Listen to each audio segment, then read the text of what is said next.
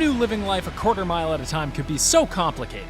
Well, for Dom Toretto and the rest of the Fast family, the years of street racing, safe towing, and supervillain fighting are hard to keep straight. Now that F9 is finally about to take off from the starting line after a long delay, let's put the events of the Fast and Furious series into chronological order.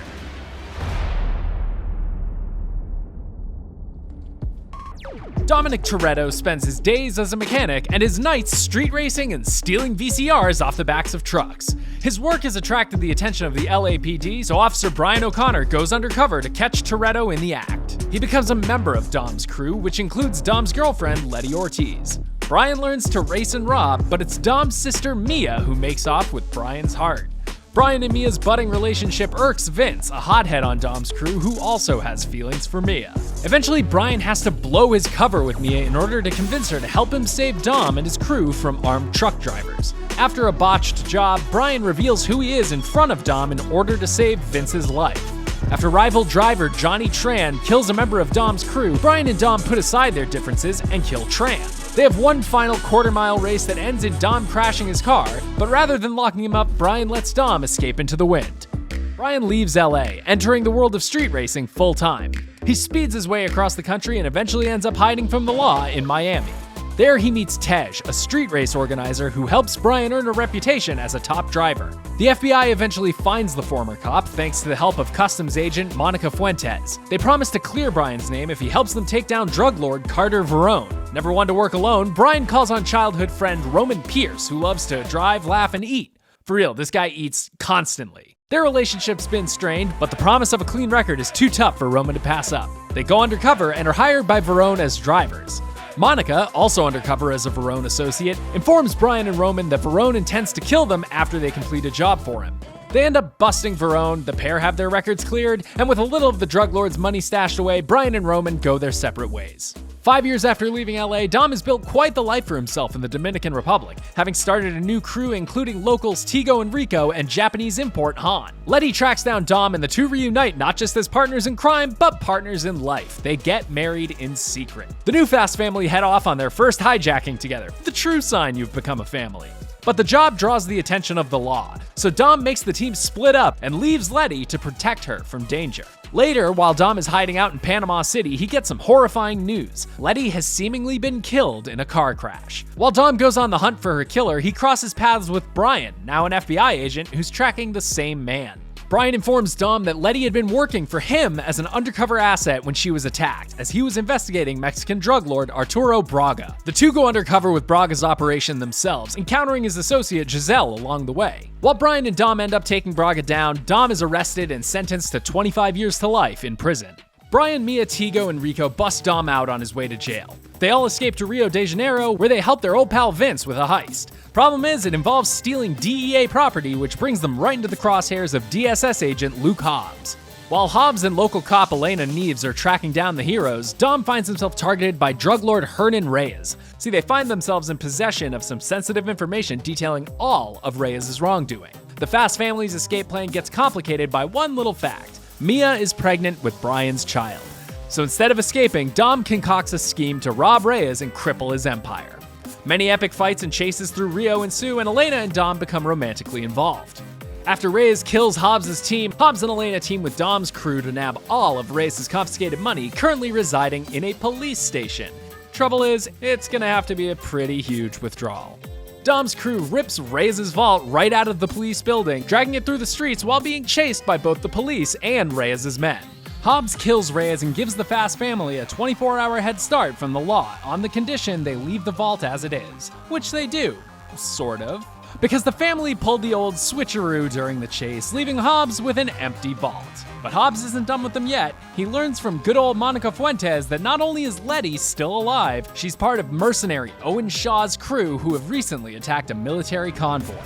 4 years later, Hobbs approaches Dom, informs him Letty's still alive, and asks for the family's help taking Shaw down in return for clean records. Dom and Elena break up, but Elena's still going to be an important part of Dom's life. We'll get back to that later. The first attempt to capture Shaw fails, but they do learn that Letty is suffering from amnesia. She even shoots Dom. Right in the Fast family feels. Eventually, the team do succeed in capturing Shaw, but it's revealed he's had a mole on the inside the entire time. Hobbs is number 2, Riley Hicks. Shaw and Riley escape to an airfield where the crew have to keep their plane from taking off from the world's longest runway.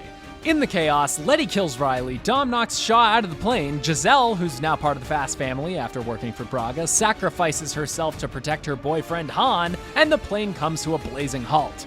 Dom and Letty rekindle their romance, and the rest of the family settles in for what should be a peaceful new chapter.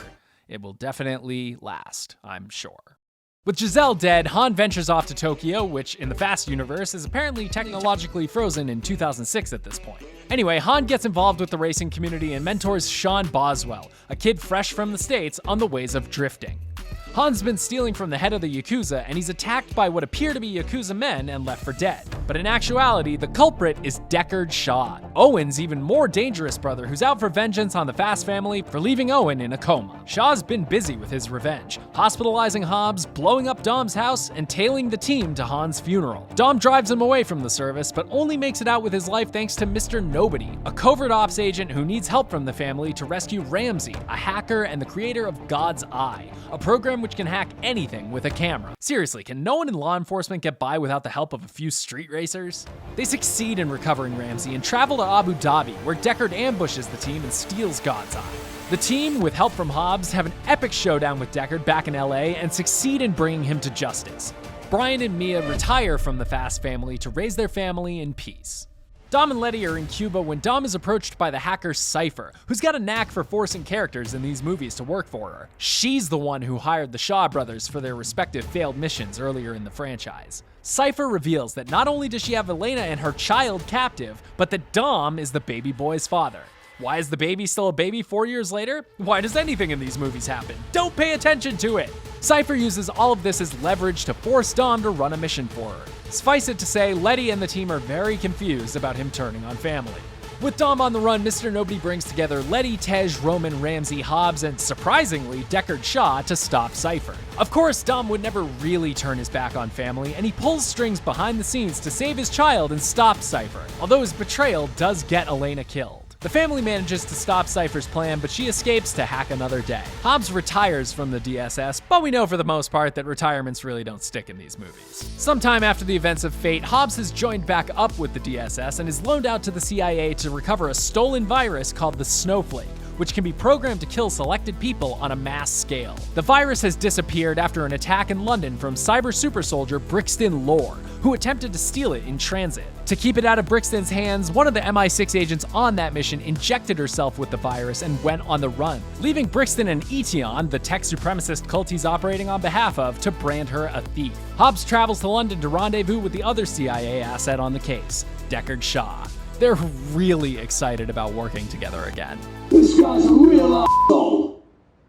The two manage to track down the rogue MI6 agent, who it turns out is Deckard's sister Hattie. Brixton attacks the CIA black site and nearly makes off with Hattie and the virus she's carrying, but after chasing them down a building and through the streets of London, Hobbs and Deckard recover her and go into hiding. Brixton uses Etion's influence over the media to make the trio public enemy number 1, or 1, 2, and 3. Hobbs and the Shaws track down the Snowflake's designer, Professor Andraco, for help extracting it from Hattie so it doesn't, kill her, go airborne, and destroy half the world's population.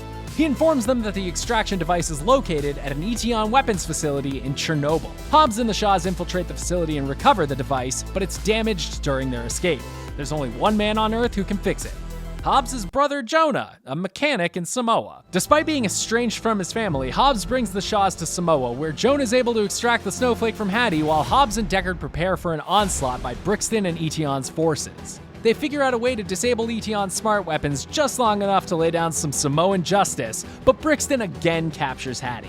Hobbs, a human man, manages to win a tug of war with Brixton's helicopter, and the four of them tumble off a cliff. Hobbs and Deckard finally figure out that the only way to win is by working together, and they defeat Brixton. Etion's mysterious director decommissions Brixton, and he falls into the sea. But does anyone really believe he's actually dead? We're just gonna drown superpowered Idris Elba? Han blew up, and he's coming back in F9. Of course, there's going to be plenty of family strife in the upcoming F9, which will see Dom and the team going up against Cipher and Dom's long-lost brother, Jacob. Will they reconcile by the end? Seeing as the moral of most of these movies is family wins, seems safe to say Dom and Jacob will hug it out by the end, doesn't it? For more chronological goodness, check out our other timeline videos, and as always, be sure to follow and subscribe to IGN wherever you'd like to watch.